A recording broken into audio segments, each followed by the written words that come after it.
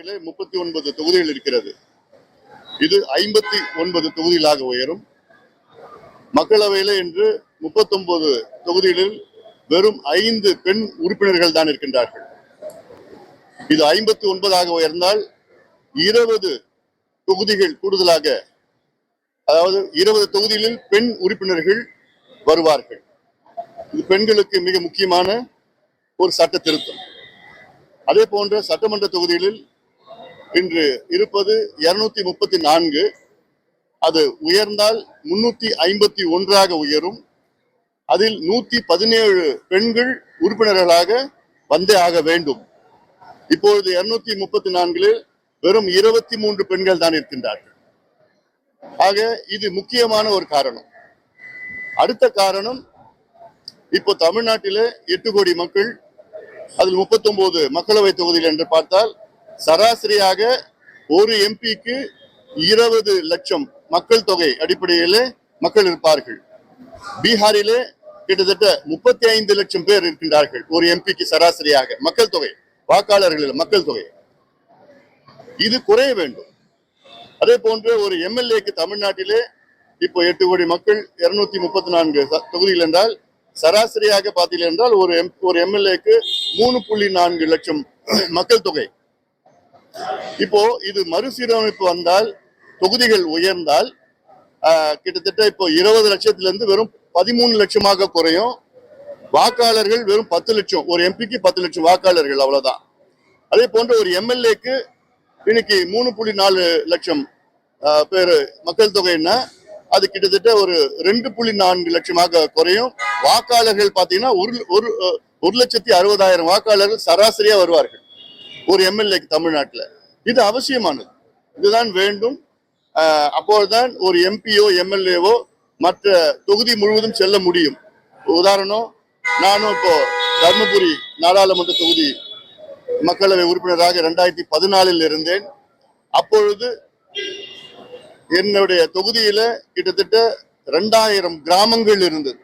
இந்த 2000 கிராமத்திற்கு 5 ஆண்டுகளில் ஒரு முறைதான் செல்ல முடியும்.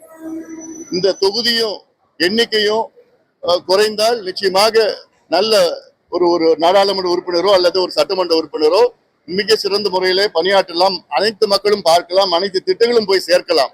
ஒரு உதாரணம், தமிழ்நாட்டில் சுதந்திரம் கிடைத்த பொழுது 1947 தமிழ்நாட்டில் 12 மாவட்டங்கள் தான் இருந்தது. இன்னைக்கு 38 மாவட்டமாக உயர்ந்திருக்கிறது. அதே போன்று தமிழ்நாட்டில் 40 ஆண்டுகளுக்கு முன்பு 3 மாநகராட்சிகள், கார்பரேஷன்ஸ் தான் இருந்தது, சென்னை, கோயம்புத்தூர், மதுரை. இன்னைக்கு கிட்டத்தட்ட 25 மாநகராட்சிகள் உயர்ந்திருக்கிறது.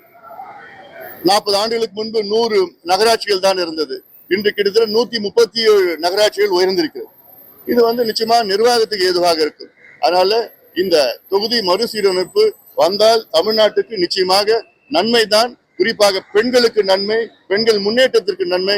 கூடுதலாக பெண்கள் சட்டமன்ற உறுப்பினர்களாக, நாடாளுமன்ற உறுப்பினர்களாக, கூடுதலாக அமைச்சர்களாக வருவார்கள். இது விமென்ஸ் எம்பவர்மெண்ட். இதுல ஏதோ தெற்கு குறையும் வடக்கு அதிகமாகும் அப்படிலாம் கிடையாது. கடந்த காலத்துலதான் தொகுதி மறுசீரமைப்பு பாத்தீங்கன்னா இது மக்கள் தொகை எண்ணிக்கையில வந்தது. இப்போ விகிதாச்சார முறையில, பெர்சன்டேஜ் முறையில, ப்ரோராட்டா பேசிஸ்ல பெர்சன்டேஜ். தமிழ்நாட்டில் 50 விழுக்காடு என்றால் மகாராஷ்டிரால 50 விழுக்காடு, உத்தரப்பிரதேஷ்ல 50 விழுக்காடு, பீகார்ல 50 விழுக்காடு. ஆக all across the board 50% increase in seats. நிச்சயமா இது வேண்டும். அதனால இதுல சில பேர் சில வாதங்கள் எங்களுக்கு நாடாளுமன்றத்தில் பேசுறதுக்கு வாய்ப்பு கிடைக்காது, அதிக எண்ணிக்கையில பேசுறதுக்கு வாய்ப்பு கிடைக்காதுன்னா இதெல்லாம் ஏற்றுக்கொள்ள முடியாத ஒரு வாதம்.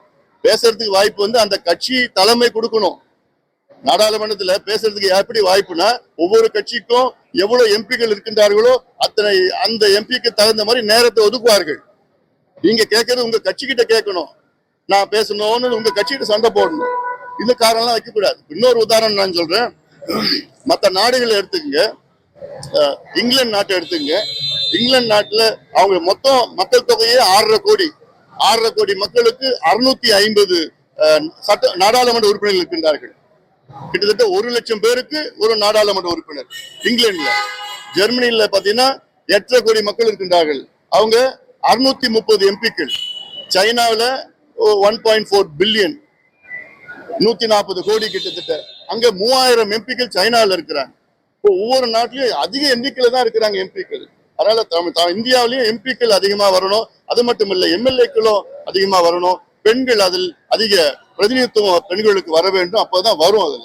அதனால அவர்கள் சொல்கின்ற காரணம் எல்லாம் ஏற்றுக்கொள்ள முடியாத காரணம். தமிழக அரசு இன்னைக்கு முதலீட்டாளர்கள் வெற்றி மாநாடு நடத்தியிருக்காங்க. குறிப்பா 100 நாட்கள்ல 1 லட்சம் கோடி முதலீடுகள் தமிழ்நாட்டுக்கு கொண்டு வரப்பட்டிருக்கிறதா தமிழ்நாடு முதலமைச்சர் மாநாடு நடத்திருக்காங்க. அதாவது கடந்த திமுக ஆட்சியில 5 ஆண்டு காலத்துல நாங்க 12,16,000 கோடி முதலீடு கொண்டு வந்திருக்கின்றோம் என்று சொன்ன மாதிரி இருக்கக்கூடாது. அதாவது புரிந்துணர்வு ஒப்பந்தம் வேறு, உண்மையான முதலீடு வேறு. மெமரண்டம் MOU வேறு. அது எவ்வளவு இன்வெஸ்ட்மெண்ட் நடக்குது, எவ்வளவு முதலீடு நடக்குது, அது வேறு. அது உண்மையா வரணும்.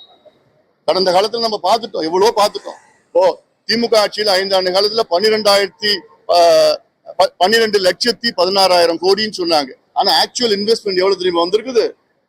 கிட்டத்தட்ட 1.5 லட்சம் கோடி தான். அது போன்று இருக்கக்கூடாது. அதனால அது மட்டும் இல்ல, இப்போ முதலீடு வந்ததுன்னா மகிழ்ச்சி. ஆனா அதுக்கேற்ப வேலை வாய்ப்புகள் உருவாகணும். ஏன்னா இன்னைக்கு வேலை இல்லாததான் கிட்டத்தட்ட தமிழ்நாட்டுல 1 கோடி இளைஞர்களுக்கு, படித்த இளைஞர்களுக்கு மேல வேலை இல்லாம இருக்கிறாங்க. அவங்களுக்கு வேலை வாய்ப்பு உருவாக்கணும். அது இல்லாம இன்னும் முக்கியமான ஒரு சட்டம், என்ன சட்டம்னா, தமிழ்நாட்டில் தனியார் தொழிற்சாலைகளில் 80 விழுக்காடு வேலை வாய்ப்புகள் உள்ளூர் இளைஞர்களுக்கு வழங்க வேண்டும் என்று சட்டத்தை கொண்டு வர வேண்டும். இந்த சட்டம் ஆந்திரா, கர்நாடகா, மகாராஷ்டிரா, ஹரியானா, குஜராத்தில் சட்டம் இருக்கிறது. இது தமிழ்நாடு கொண்டு வரும். இது தேர்தல் வாக்குறுதியில் தவிக அரசு இது கொடுத்திருக்கிறாங்க. அதை கொண்டு வாங்க, சீக்கிரம் கொண்டு வாங்க, வேலை வாய்ப்பு உருவாகும். அதே போல தொகுதி மறுவரையிலேயே புதுசா தவிக அரசு வந்த பிறகு நோ டிலிமிட்டேஷன் மாறிடுறாங்க. காங்கிரஸ் திமுக கூட்டணியில போய் ஃபேர் டிலிமிட்டேஷன் இருந்தாங்க.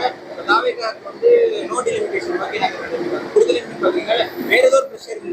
அதாவது காங்கிரஸ் பாத்தீங்கன்னா 3 மாதத்திற்கு முன்பு அங்க நாடாளுமன்றத்துல பிளக்கார்டு வச்சிருந்தாங்க, ஃபேர் டிலிமிட்டேஷன். இப்போ காங்கிரஸ் 3 மாதத்திற்கு பிறகு நோ டிலிமிட்டேஷன். இந்த 3 மாதத்துல காங்கிரஸ் என்ன ஆச்சு? என்ன பிரச்சனை உங்களுக்கு? மத்திய அரசுல நாடாளுமன்றத்துல அவங்க சொன்னாங்க, நாங்க ஃபேர் டிலிமிட்டேஷன் எல்லாத்துக்கும் அக்ராஸ் தி போர்ட் 50 விழுக்காடு எல்லாத்தையும் உயர்த்துவோம், 50% increase all across all the states pro rata பேசிஸ்ல சொல்றாங்க. இதுதான் ஃபேர் டிலிமிட்டேஷன். இல்ல யாருக்குமே எந்த பாதிப்பும் வரப்போறது கிடையாது. ஒரு சில வாதங்கள் என்னன்னா, தென் மாநிலங்களுக்கு மிக எண்ணிக்கை குறைவா வரும், வட மாநிலங்களுக்கு எண்ணிக்கை அதிகமாகும். அதனால நாளைக்கு அங்க யார் ஆட்சிக்கு வராங்களோ, வட இந்தியர்கள் ஆட்சிக்கு வந்தால் அதனால அங்க அரசியல் சாசன சட்ட திருத்தம் கான்ஸ்டிடியூஷன் அமெண்ட்மெண்ட் வருதுங்கிறதெல்லாம், அந்த வாதம் எல்லாம் அது அரசியல், அது தேர்தல். உத்தரப்பிரதேசில கடந்த நாடாளுமன்ற தேர்தலில் கிட்டத்தட்ட 50 விழுக்காடு தொகுதியில் எதிர்கட்சியில் வெற்றி பெற்றார்கள். இந்தியாவில் மிகப்பெரிய மாநிலம் உத்தரப்பிரதேசம். அதுல 80 எம்பிக்கள் இருக்குது. அந்த உத்தரப்பிரதேசில 50% of the seats in Uttar Pradesh were won by the opposition parties. அதனால இது ஏதோ இவங்க பிஜேபி தான் ஜெயிச்சிருவாங்க, எல்லாம் வந்துருவாங்க அப்படிலாம் அந்த எண்ணத்துல தான் காங்கிரஸ் இப்போ அவங்க நிலையை மாத்தி இருக்கிறாங்க. From fair delimitation to no delimitation. அது என்ன மாற்றம் அதுல 3 மாதத்துல? அமித்ஷா அவர்கள் நாடாளுமன்றத்துக்குள்ளேயே ஒரு அஷூரன்ஸ் கொடுத்திருக்கிறார். என்னன்னா, இது மக்கள் தொகை அடிப்படையில இந்த மறுசீரமைப்பு இல்ல, இது பெர்சன்டேஜ் அடிப்படையில, விகிதாச்சாரம் அடிப்படையில கொண்டு வர போறோம் சொல்லியிருக்கிறார். அதை ஏற்று